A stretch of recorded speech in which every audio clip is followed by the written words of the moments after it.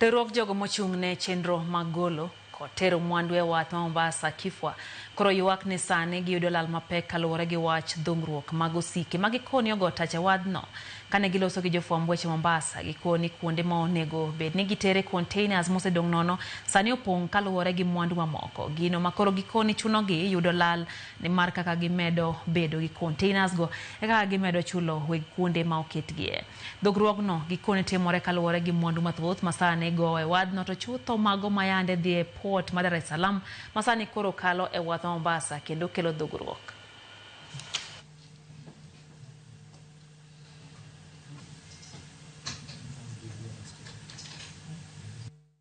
Has been overwhelmed by surge of containers, worsened by vessel diverting from Dar es Salaam, with the container depots leaving agents, shippers, and truckers unable to return empty containers, facing unfair charges.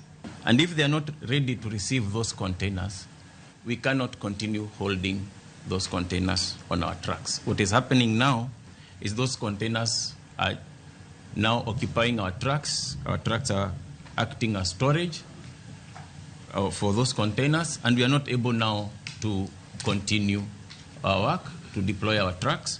And this congestion is brought about by a yard population which comprises of empty containers and transshipment cargo.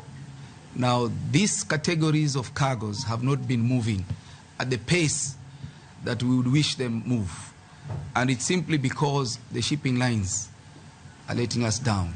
To the extent now we have depots which are also full. It is very clear, if you cannot manage empty containers, it means you cannot also manage loaded containers.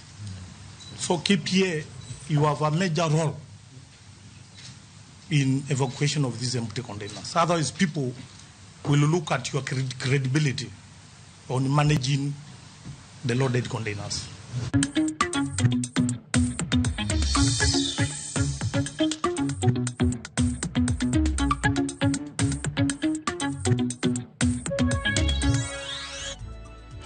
Entolo mwaka oyo machelo nyakwaro mgajwanga eno kanti